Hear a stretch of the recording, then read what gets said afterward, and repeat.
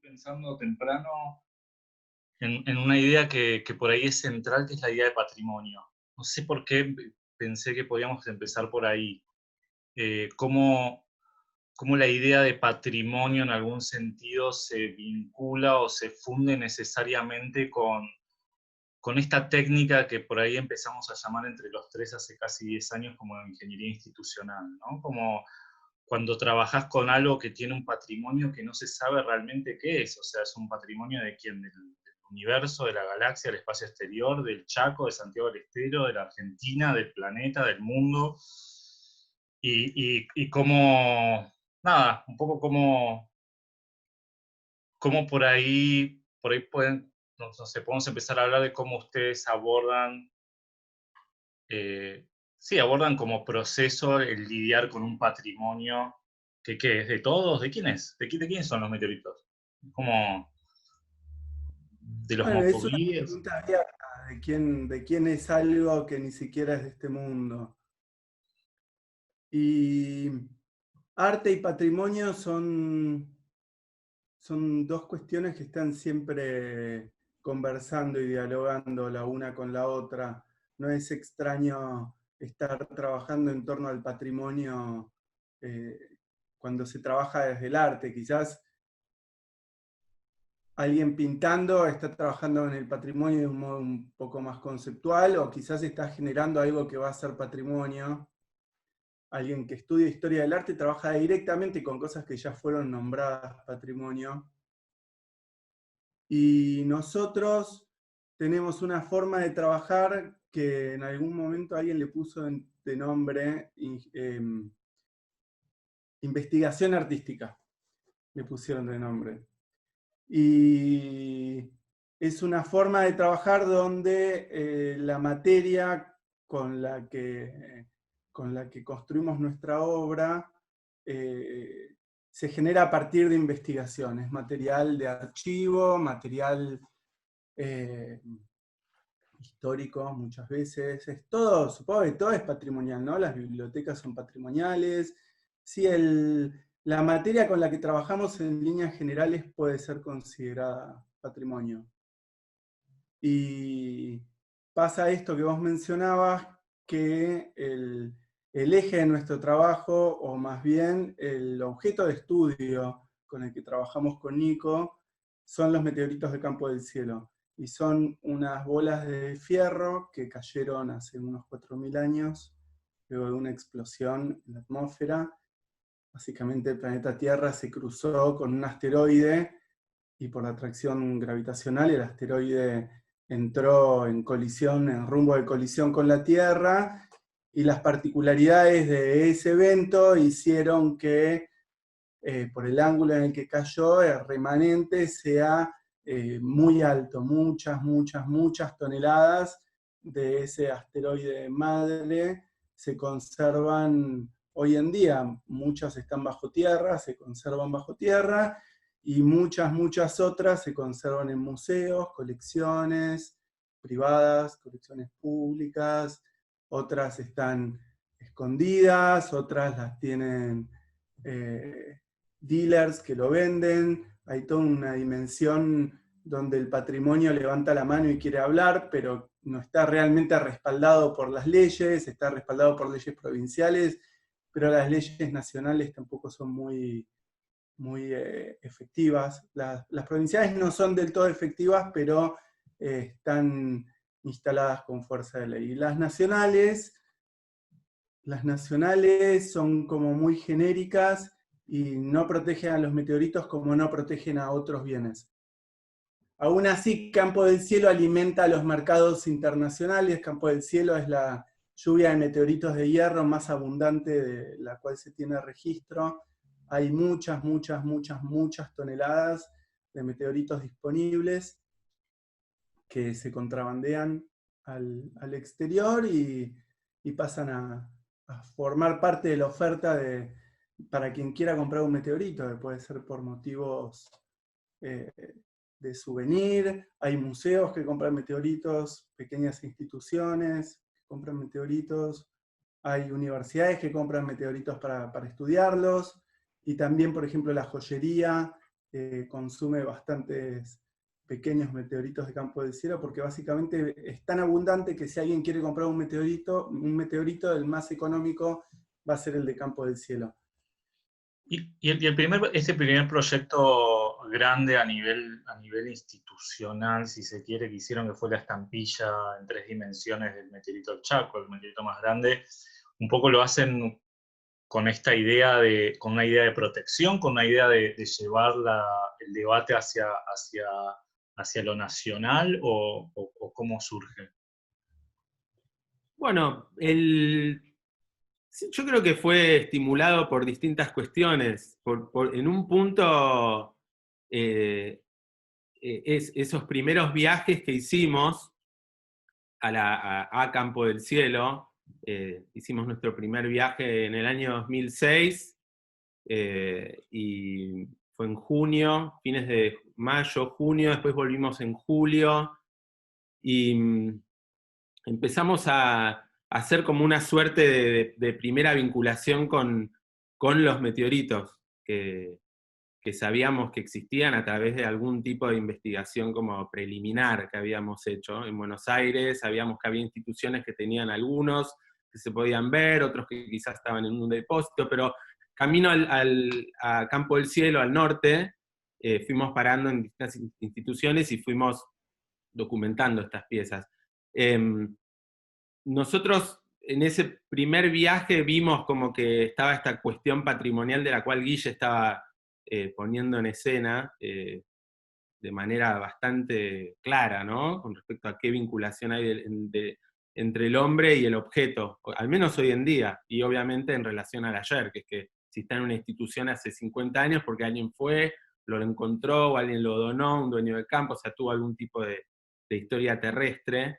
Y después estaba como la situación local, que empezamos a entender que sí tenían la concepción de esto como algo cultural, patrimonial, sí tenían la idea de que era un recurso que había sido removido de la región durante mucho tiempo, algún tipo de sentimiento de posesión entonces con la historia y demás, por lo menos en un primer momento lo interpretamos de ese modo, ¿no? La relación como cultural entre el que lo rodea al objeto y esa vinculación.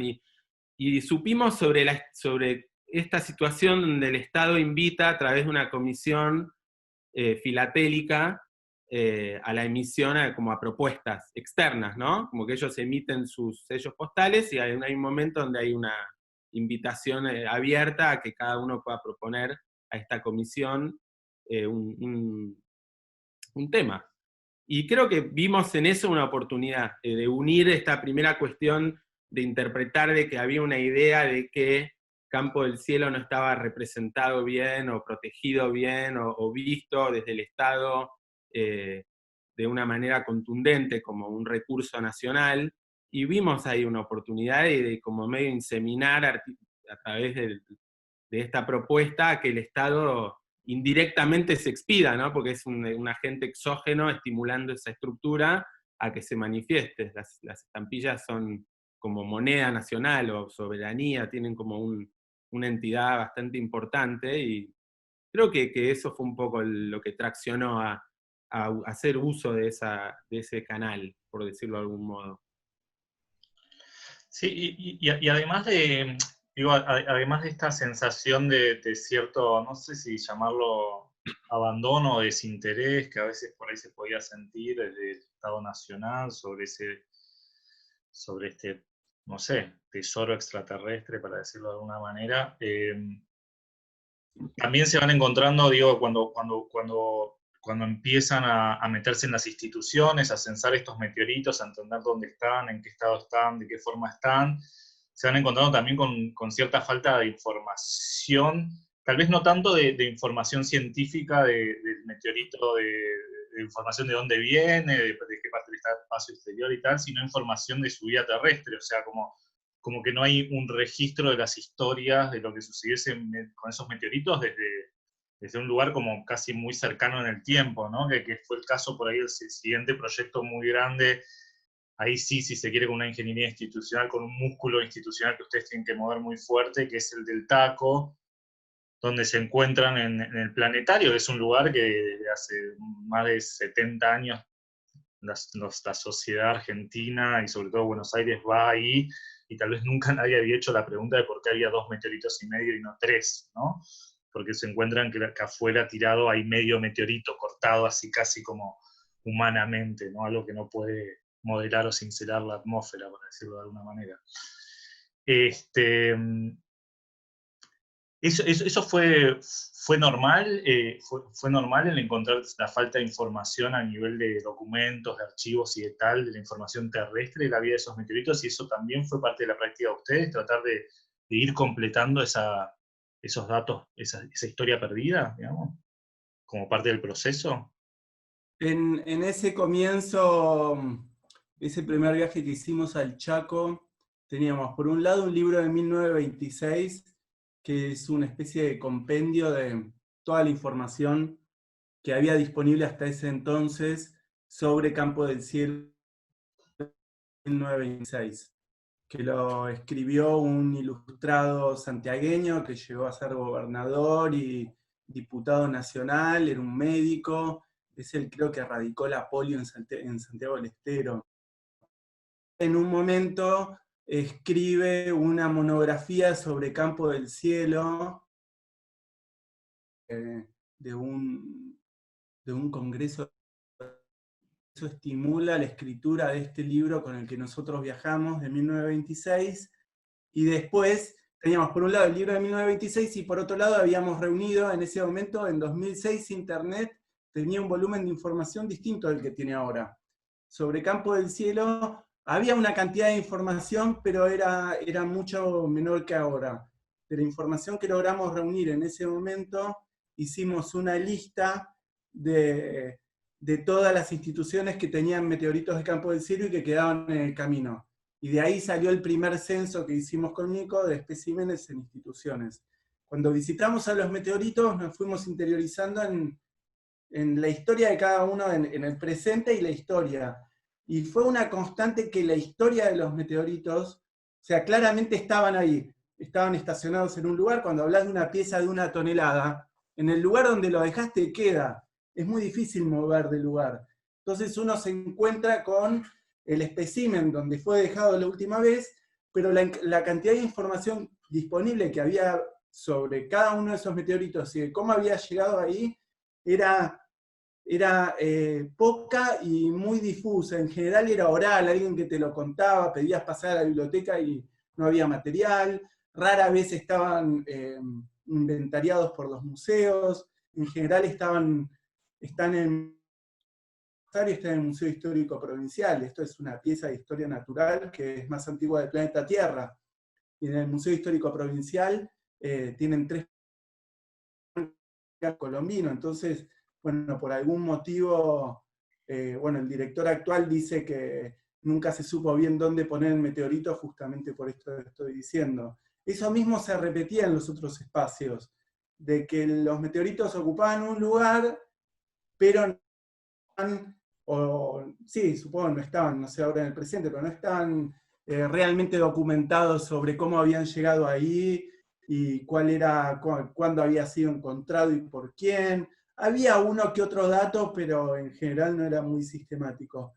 Y eso mismo encontramos en el planetario, donde lo interesante de esto es de cómo el meteorito con su materia es la parte más importante y muchas veces única de su presencia. En general, cuando uno va a un museo y ve un cuadro o una escultura o ve la reconstrucción del esqueleto de un dinosaurio, está acompañado de una cantidad de información que a su vez está respaldado por trabajo científico que está referenciado de un modo o de otro. Con los meteoritos que encontramos en esa primera época no pasaba eso. Nos costó llegar de varios de ellos trabajos científicos, pero no estaban tan disponibles como, bueno, probablemente estén ahora, o bueno, para nosotros que hicimos un trabajo de más de una década de reunión de material y de constitución de un archivo y una biblioteca, ya se encuentra disponible, y también cada vez que alguien nos pide material siempre compartimos, así que digamos que la situación con la que nos encontramos en aquel momento era distinta que la del presente. Pero volviendo a tu pregunta, efectivamente cuando llegamos al planetario, luego de haber visto una decena de meteoritos de campo del cielo, con un nivel de referencia bajo, nos encontramos que tienen 3 especímenes, pero uno de esos especímenes es un meteorito que está cortado al medio, y lo que uno ve es la mitad de algo, tiene un corte limpio y de una precisión muy alta que a todas luces, si uno pone la atención sobre ese espécimen, surge la pregunta de ¿dónde estará la otra mitad? Acá no está, acá hay 2 y hay una mitad, entonces la otra mitad debe estar en algún lugar. Y ahí se dio inicio a... Ese meteorito lo visitamos ni bien volvimos del primer viaje de campo del cielo. De algún modo fue el camino inverso, pero también pensamos que ese viaje nos preparó para poder hilvanar esa pregunta tan simple de dónde está la otra mitad. Y lo primero que hicimos es preguntar adentro del planetario, ¿dónde está la otra mitad? Y en el planetario la gente que estaba en ese momento no nos pudo contestar, no solo no pudo contestar dónde está la otra mitad, sino que entre no entender la pregunta salieron a ver de qué les estábamos hablando, porque en un punto estaba la duda de, pero ¿cómo nos están diciendo que nos robaron medio meteorito? Cuando, bueno, es una masa que es, les habrían robado 1 tonelada y el corte de ese meteorito, después aprendimos que fue una gesta de ingeniería que involucró por lo menos y 1 año de trabajo, en fin. Cuando vimos el meteorito y vimos esa mitad y pudimos verbalizar la pregunta ¿dónde está la otra mitad? Y no obtener una satisfacción inmediata, ni mucho menos, eso disparó en nosotros el proceso que tomó 3 años y que llevó a la realización de una exhibición y una vez que pudimos y ver lo que habíamos hecho, surgió el término ingeniería institucional. El término ingeniería institucional surge con el diario del lunes, luego de haber logrado esto que fue la reunión de las 2 mitades. Tuvimos que primero encontrar la mitad y después pasar por 2 años y medio de gestas institucionales y también de entender dónde se podía hacer. Hubo un nivel de... una componente que fue el azar en todo esto y hubo también un montón de trabajo de gestión para el cual, como vos preguntabas antes por el proyecto de la estampilla, ese fue un proyecto que nos entrenó de cómo hablar con una institución y nos sirvió para poder llevar adelante este proyecto de reunir las 2 mitades en Alemania, que involucró de nuevo a 3 estados, a 3 estados porque estaba el Museo de Washington, el Smithsonian, que es un museo de gobierno. Por el lado de Argentina estaba el Ministerio de Ciencia y Tecnología, también participó el planetario cediendo la pieza, pero toda la gestión la hizo el Ministerio de Ciencia y Tecnología. Y por el lado alemán había un pequeño conglomerado de instituciones que involucraban al Museo de Historia Natural de Frankfurt, a la sala de exposiciones Porticus, y ya no me acuerdo qué otras. ¿Y el Estado? Hubo el Estado, ¿no? Hubo como... El Estado de Hessen. Fue una cuestión diplomática también, claro, el estado de Hesse, que es la provincia o el estado donde está Frankfurt, y donde también está Mainz, que es donde se cortó el meteorito en los 60, brindó el apoyo económico para que una parte importante del proyecto se lleve adelante. Y una vez que logramos esta reunión, que era algo que la inercia, más que inercia, era incertidumbre. Era el nivel de incertidumbre con el cual operamos para poder realizar este proyecto fue altísimo, al punto de que hasta que no llegó la segunda caja a la sala de exhibiciones no teníamos la certeza de que eso iba a ocurrir. Así que, por eso ¿Te digo acordaste que... el fantasma de los bienes embargables en la época de los buitres? Había un temor de que la caja argentina hubo toda una especie de... Ah, sí, de la fragata Sarmiento, me acuerdo de ese momento que cualquier cosa que era patrimonio del Estado, que salía del país.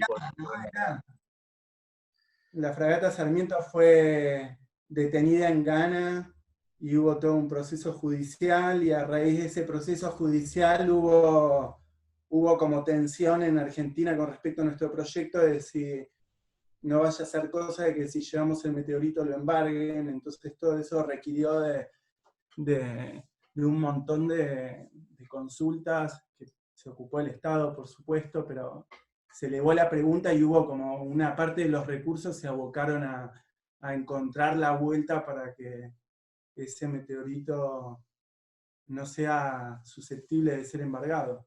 De hecho, lo que lo permitió fue que el meteorito sea enviado como un bien provincial, porque parece que los bienes provinciales son inembargables en deuda nacional. Claro, aprendieron un montón de data jurídica patrimonial que casi nadie sabe, seguro. Pero como dice Guille, hasta que no entró la segunda caja, la realización de este gesto, de esta idea de reunión, hasta que no entrara la segunda caja, la materialización como no estaba frente a nosotros. Claro. La primera caja que entró fue la Argentina. Eso fue lo paradojal. Sí. No, estaba pensando que hay un motor como muy importante que tienen ustedes, que también tiene el arte y tiene la ciencia, ¿no? Como esta especie de dos disciplinas hermanas gemelas y distintas, ¿no? Como el arte y la ciencia, pero que es la idea de la pregunta, ¿no? La pregunta como motor y como eje de trabajo. Como que, no sé, ahora pensando en voz alta, ¿no? Como que ustedes hacen la pregunta, ¿dónde está la otra mitad? Y van y le preguntan al mayor experto de meteoritos que estuvo en la Argentina, de Campo del Cielo, Bill Cassidy, y empiezan a hurgar y a descubrir que la otra mitad está en el Smithsonian, en Washington, y van y le hacen la misma pregunta al Smithsonian que al planetario, con respuestas totalmente distintas, porque la forma no sé, de manejar los archivos, los documentos, las historias son distintas. Pero lo que me parecía como interesante es que por ahí ustedes como artistas, la respuesta a esa pregunta, digamos, todas las respuestas son válidas, las respuestas que son científicas, artísticas, ficciones, las respuestas que son delirios, la respuesta, o sea, sirve la misma respuesta del planetario que del Smithsonian, que de la comunidad Mocoví, que de Bill Cassidy, ¿no? Es como que toda respuesta puede formar parte de una construcción poética, ¿no? Y la ciencia por ahí no sé si tiene tanto eso, como que la pregunta se hace muy claramente en busca de una respuesta específica, y muchas respuestas son descartadas y no forman parte de ese universo, ¿no? Sí, o sea, es como, tiene algo medio, entiendo como la idea que transmitís, un poco simplificando, ¿no? Como arte-ciencia, como si fueran dos veredas, ¿no? Como, en arte en esto es un poquito distinto, pero la ciencia en esto es un poco... Yo soy de pensar, o sea, de ver claramente qué hay de transversal en los procesos, en realidad, y a veces hay como ciertos prejuicios que se traccionan con eso, porque la ciencia también se nutre mucho del accidente y del proceso, que es algo que el arte lo tiene también súper presente. Parece que a nivel proceso nosotros entendimos que había ahí una cierta gravitación o de poder entender que había algo muy rico en entrar en un proceso, ¿no? Porque es lo que vos decías, el proceso se inicia con esta pregunta, la pregunta de dónde está la otra mitad, y que de repente se empiezan a recolectar cuestiones que van como engordando la pregunta, ¿qué dice uno, qué dice otro? Se empieza a construir como una especie de tipo panóptico de qué está pasando con la pregunta, y mientras tanto nosotros vamos guiando ese proceso y fuimos aprendiendo, como Guille decía, como es ineludible pensar en la estampilla, en el censo, como todo eso también es parte de un proceso quizás mayúsculo, de cómo el taco también se inserta en la línea del proyecto que siguió, que todo está como continuamente afectado como por una búsqueda. Parece que también tiene que ver con una búsqueda, de embarcarse en una búsqueda, y es como que se va un árbol ramificando y va creciendo hacia distintos lados, generando canales del cual uno cruza uno a otro, como algo más orgánico, no sé, que ni siquiera es que tampoco lo estamos previsualizando nosotros sentados, che, debería, es como muy realmente tan simple como haber empezado subiendo un auto y hacer un curso norte, y empezar a abrirse en el territorio de las instituciones, son ramas, ¿no? Por la imagen del árbol o de la ramificación. Pensaba me quedé, no me quedo con tal vez tanto con lo del árbol, sino con eso que dijiste de los accidentes y parte de los procesos, ¿no? Como el taco pareciera ser como que si bien se va ramificando y ustedes se van adaptando a cómo la historia se va encontrando y a todas esas vicisitudes, parece ser como que fue como que si hicieron la pregunta fue apareciendo como una especie de, no de resolución, pero por ahí de visualización de eso, de todo el proceso, que fue como unieron las dos mitades en Porticus, en Frankfurt. Pero el proyecto siguiente que hicieron, el del Chaco, no sé si la pregunta fue si era posible mover el segundo meteorito más grande que existe en el planeta, de 37 toneladas, de 37.000 kilos, de un país a otro, como símbolo casi universal de algo que viene del espacio exterior y que, no sé, donde toda la cultura humana puede danzar a su alrededor. Y se encuentran con esa pregunta de qué pasa cuando mueves esto, qué pasa si se mueve esto, o sea, cómo se empiezan a mover los humanos alrededor de mover esta piedra. Eso se ve medio trunco, y ustedes como en eso empiezan a recalcular, ¿lo sienten como un recalcule o es como parte de ese árbol que se fue armando de otra manera? ¿Se entiende la pregunta? O sea, ¿lo ven como el hecho de que no haya podido viajar esta piedra a la No, no lo documenta vemos de como Kassel algo. como...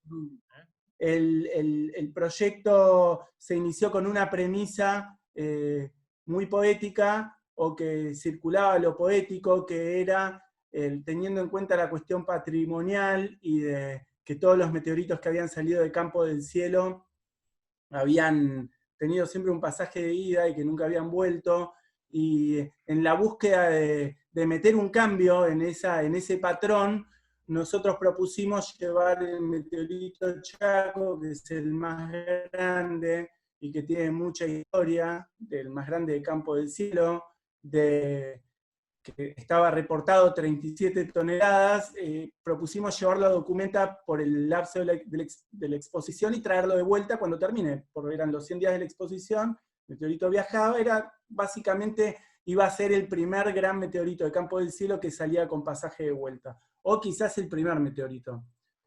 Y lo que pasó es que algo que empezó como un gesto poético, se vio en un momento ganado por la arena política. Se volvió muy político el proyecto, y cuando nosotros vimos que se había vuelto tan político, abandonamos nuestras pretensiones iniciales, porque era otra cosa la que teníamos en mente, y vimos con mucha atención lo que estaba pasando, y actuamos en consecuencia de lo que estaba pasando.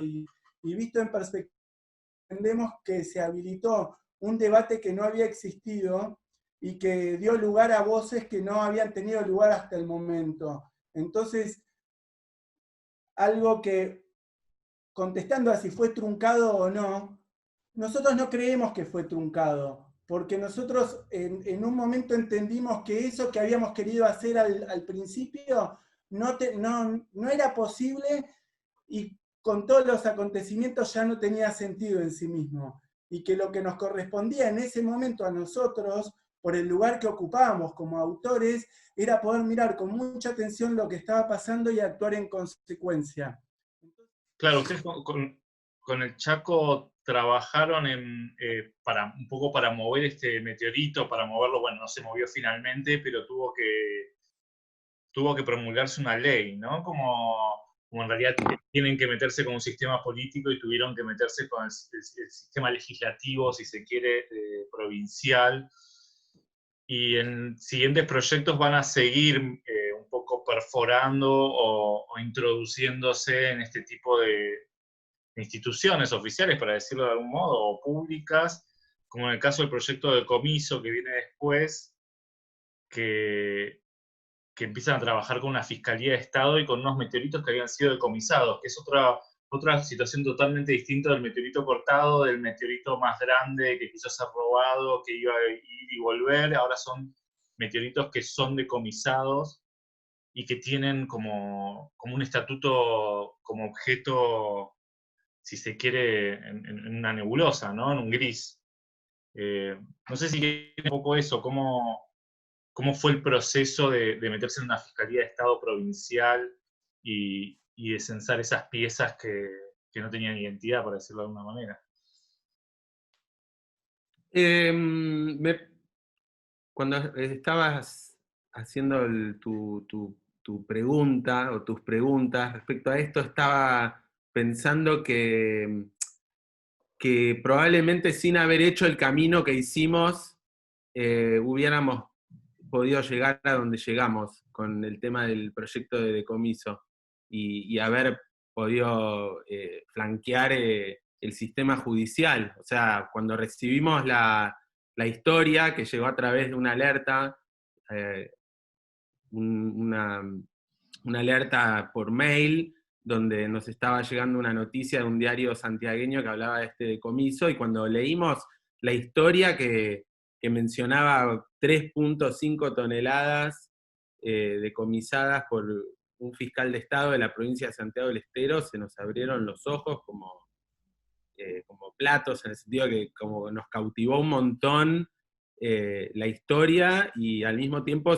se liberó una pregunta que tenía que ver con cómo se cómo se ve eso, digo, matéricamente, puntualmente, cómo se ven 3.5 toneladas de meteoritos en una Fiscalía de Estado. Era algo que no podíamos entender en el momento, y creo que eso nos llevó a querer acercarnos a esa historia, y como vos decís, la cuestión patrimonial, la cuestión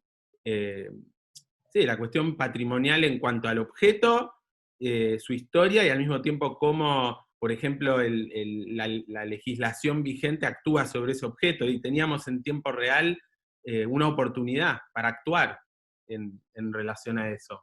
Sí, bueno, esos meteoritos están bajo el dominio judicial hasta que eso cambie, y eso es una temporalidad de tiempo suspendido, ¿no? Como que se apagó una llave en el momento en que se decomisaron los meteoritos y quedaron en las buenas manos de la Fiscalía de Estado, y eso va a estar en esas manos hasta que algo los solicite, ¿no? Y Sí, ese también momento no se sabe cuándo es. perdón, Guille, que te interrumpí. No, por favor. Fue interesante para nosotros acercarnos a esa estructura, intentar ver cómo aproximarnos, con qué pretexto íbamos a poder tener acceso a esos meteoritos. Entonces, primero fue complejo poder llegar a eso. Iniciamos como una cadena de llamados, no era fácil ponernos en contacto con el fiscal, después nos recibieron, fuimos un par de veces donde se truncó nuestra posibilidad de poder empezar a ver, de hacer un proyecto ahí, hasta que tuvimos un momento con el fiscal y fue bastante rápido el asunto. O sea, en cuanto él entendió que nosotros teníamos cierta competencia para estar del otro lado, o sea, del lado de la justicia, él abrió las puertas para que podamos hacer. Y para nosotros también fue interesante en relación a lo que estabas preguntando, Javi, de qué está pasando del otro lado, porque uno entiende, una vez que se decomisa, algo como que medio que se vuelve como opaco, como que pasa del lado del sistema judicial y termina en un galpón o termina en un expediente judicializado, ese bien queda ahí. Y era interesante también para nosotros ver qué está pasando del otro lado. En cuanto vimos que el fiscal de Estado estaba abierto a nuestro plan de trabajo, que fue básicamente lo que propusimos, que era indexar los meteoritos, porque la ley misma de apropiación de decomiso indica que se tienen que indexar, que la provincia tiene que tener un registro provincial de esos bienes. Y no, hasta el momento era inexistente. No existía ese. ¿La ley de cuándo es, Guille? Del Me parece el 2007 o algo así, o 2008, 2007-2008, Santiago del Estero toma la ley del Chaco, que es de mediados de los 90, y la aplica a su propia legislatura, ¿no? ¿Legislatura se dice así? Legislación. Sí. O sea que entre esa sanción y nosotros no había habido, no se había realizado Habían pasado 10 años ya. Sí, no se había Sí. como puesto en vigencia esa parte de la ley que sucedió con nuestro actuar ahí adentro, durante esos 3 días que estuvimos indexando, nombrando, pesando, fotografiando, todos los pasos que hicimos alrededor de eso, que estaba siendo a su vez documentado por la escribanía de gobierno de la provincia adentro de la fiscalía. O sea, toda la actuación que sucedía, la cual nosotros llevamos adelante, estaba siendo documentada de forma escrita, en un acta, en varias actas. Cuando nos reunimos con el fiscal, sabíamos que, como decía Nico antes, íntimamente queríamos ver cómo se sentía manipular esa cantidad de meteoritos. Ese era como el impulso íntimo. Teníamos la pieza de información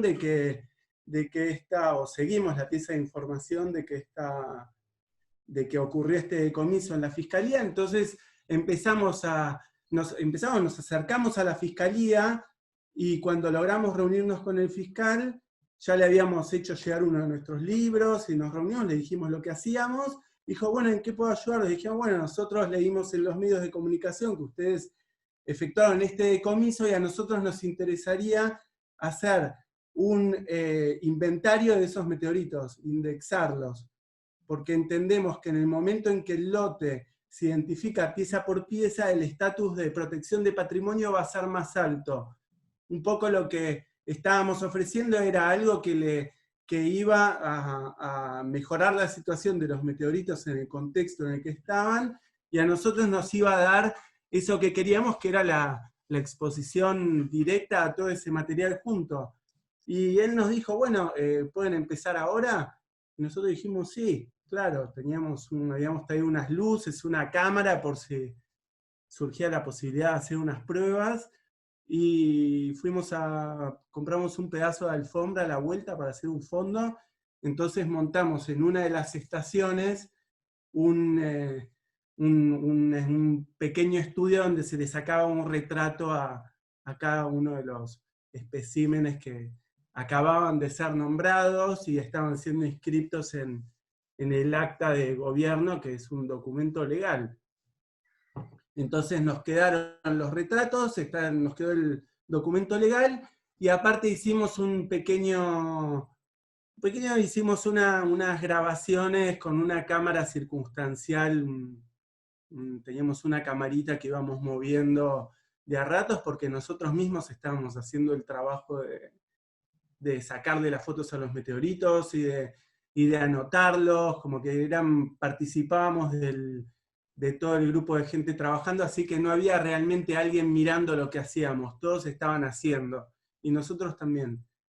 Y cuando volvimos surgió la posibilidad de hacer una muestra, y pensamos, hagamos la muestra con este material, ¿no? Como nos describimos a nosotros mismos qué era lo que había disponible. Sobre todo al principio la preocupación era por los retratos y de cómo se representaba eso, que era una nube en una pared, una nube de retratos, 405, 410 fotografías. Necesitábamos entender cómo se veía eso. Y eso fue un proceso que ocupó varias sesiones de impresión, y mientras las veíamos, teníamos en el estudio unas estanterías que habían sobrado de no sé qué, que venían de antes, las poníamos sobre las estanterías, y en un momento de que la estantería se vuelva parte del proceso de entender ese material, nos dimos cuenta que esta idea de la pared con las fotos colgadas no tenía más sentido, no solo por la cuestión económica, sino porque de repente la casualidad misma había resuelto su forma de exhibición en nuestro propio estudio. Y se hacía evidente que si esos meteoritos estuviesen conservados en una estantería, no se vería muy distinto que, bueno, se vería en 3 dimensiones, ¿no? Eran estanterías con fotos apoyadas. Como que volvimos con una especie de botín de experiencia muy rica, que había sido muy pragmática en un sentido, con un programa pragmático de indexación, etcétera, etcétera, con un objetivo que tenía un principio y un fin, hay que indexar, o sea, toda esa parte como que estaba. Y después estuvo la parte humana y social y cultural que estaba sucediendo adentro de la Fiscalía de Estado, que fue una experiencia bastante potente, de estar todos moviendo esas 3,5 toneladas dentro de la panza del sistema judicial de una manera invisible, como que había sido muy privado y al mismo tiempo era público, porque el sistema judicial es un organismo público, entonces, y al mismo tiempo estábamos nosotros como individuos civiles entrando y operando y modificando y escribiendo una página en la historia de esos meteoritos. Todo eso que sucedió ahí tuvo componentes de obra que fueron muy claros, o sea, era como lo sentíamos. Entonces, llevarlo a un espacio exhibitivo también era un desafío en ese sentido, que tenía que ver con esto que Guille dice sobre, por ejemplo, bueno, ¿qué es esto que estamos mostrando? Estos son todos retratos individuales de algo que está oscurecido en este momento, abducido por el sistema judicial, y que nosotros íbamos a poner a la luz, o sea, íbamos a volverlo público. Es interesante que el proyecto del TACO, ustedes hacen como esta ingeniería institucional, que lo que previsualizan sucede, ¿no? Que es reunir las dos mitades en Alemania. En el Chaco tienen esta búsqueda de hacer este proyecto que en el camino cambia, ¿no? En algún sentido, y ustedes como recalculan y se adaptan a la nueva situación. Y acá pasa un poco lo mismo en el sentido de que eran meteoritos que estaban ilegalmente en manos privadas, que pasan al Estado, pasan a manos públicas, y están en un lugar de cierta opacidad, decomisados, y ustedes los quieren llevar a la visibilidad. Y en algún sentido, el proyecto que hacen con la Sociedad Científica Argentina también es un meteorito que está en manos privadas, pero no de una forma, si se quiere, forzada por la ley. Ustedes quieren donar ese meteorito privado a una institución para darle visibilidad, pero eso termina girando para otro lado, y el meteorito termina como en la opacidad hasta el momento que pueda ser visibilizado en un tiempo futuro, ¿no?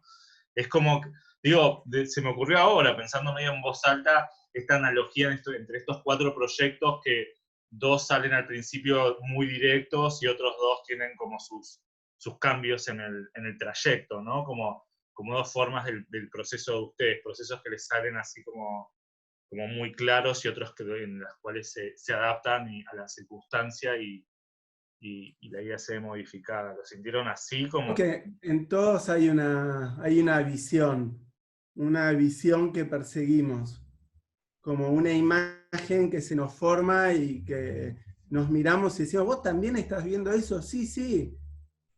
Y ahí, como empezamos a caminar, como dice Nico, empezamos a caminar el proyecto y ver qué pasa. Y el aspecto social en la ingeniería institucional es una variable que te puede dar vuelta a todo. Claro. Y en el proyecto que decís vos, el de la sociedad científica, me parece que fue justamente el aspecto social el que produjo la distorsión que cambió la imagen, ¿no? Bueno, nosotros entendimos que esa imagen no iba a funcionar, o en realidad en un momento lo que pasó fue que no se pudo hacer el proyecto que queríamos hacer porque no llegamos a ponernos de acuerdo con las autoridades de esta sociedad, a la que nosotros le queríamos donar un meteorito, que me parece que tiene que ver con lo que vos decías, porque venía de manos privadas. Conocimos un coleccionista que le gustaba mucho nuestro trabajo y dijo, yo tengo un meteorito, si ustedes les interesa, los puedo poner a su disposición para que hagan lo que a ustedes les parezca que tienen que hacer con ese meteorito. Con Nico lo que sugerimos era, nos interesaba esta idea de que este meteorito está en manos privadas, pasase al fuero público, porque la Sociedad Científica Argentina es una entidad pública. Con Nico sabemos que hay muchos meteoritos en manos privadas y pocos meteoritos en manos públicas o institucionales, por lo menos en nuestro país.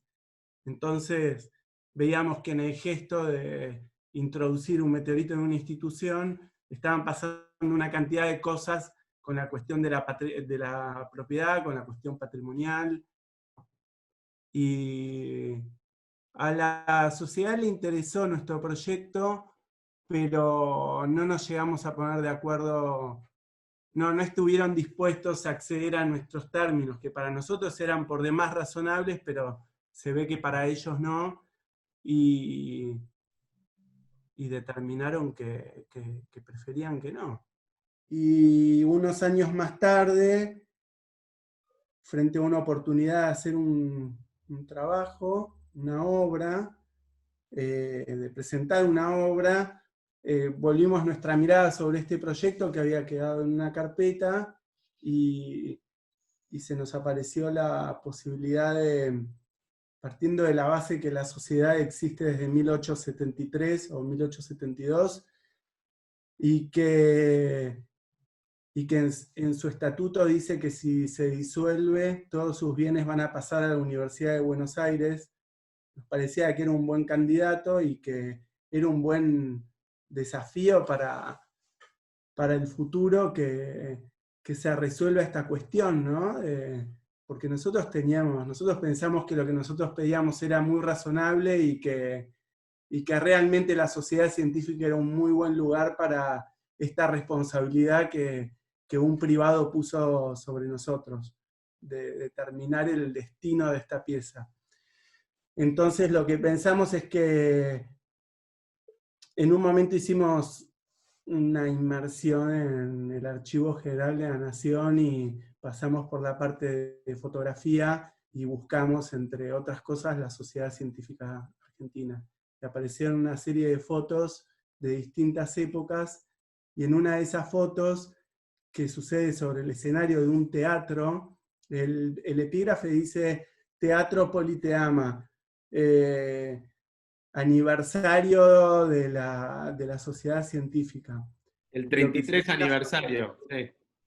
Sobre un escenario, es por supuesto blanco y negro, un escenario muy grande, hay toda una orquesta que está dada vuelta mirando a la cámara, y sobre el escenario hay como un gran escritorio, y toda una serie de hombres parados y todos vestidos con, no sé cómo se llamaba, levitá o como sea, pero estaban vestidos como de honor, ¿no? Y atrás decía grande 1905 y tenía en lucecitas estaba hecho en 1905, y probablemente sean eléctricas. Era como gigante, ¿no? 1905 y el logo de la Sociedad Científica Argentina.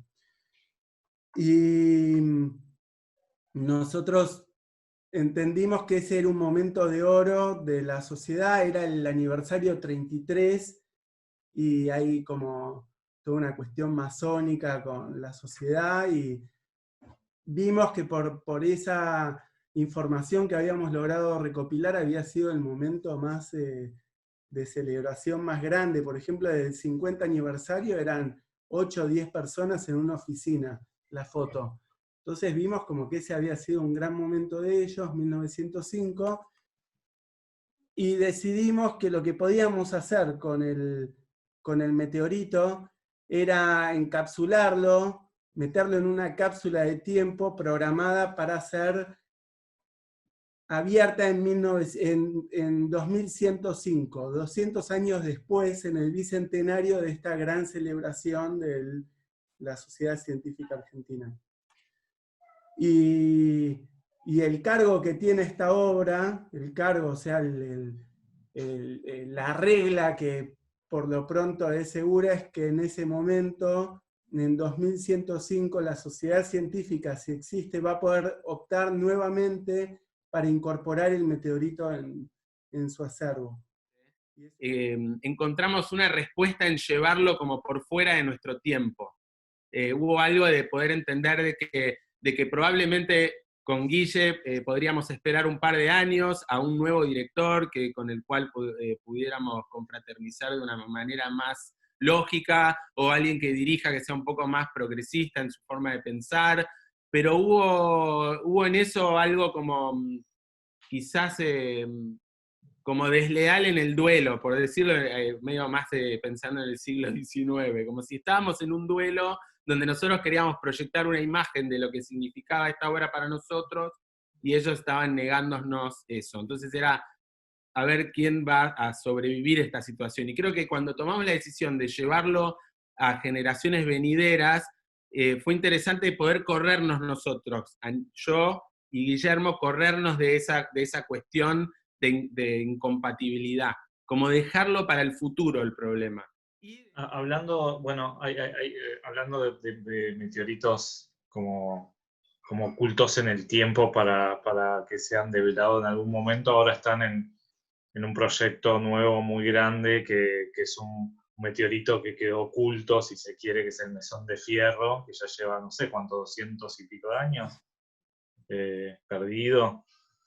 No es una cápsula del tiempo, no es una cápsula del tiempo, pero en algún punto es un meteorito que suspende el tiempo y, bueno, en realidad pasan un montón de cosas en esa suspensión, ¿no? Y bueno, sigue perdido hoy en día. No sé si quieren contar un poco de eso, de qué es lo que se hizo hasta ahora con el Mesón de Fierro, que era es este mítico meteorito, por ahí el más mítico de todo Campo del Cielo, y qué se aguarda para el futuro de él, su futuro, sí, cómo hacerlo aparecer, digamos. O no, o terminamos acá. Qué lindo, cómo hacerlo aparecer. ¿Cómo hacerlo aparecer? En eso estamos, ¿no?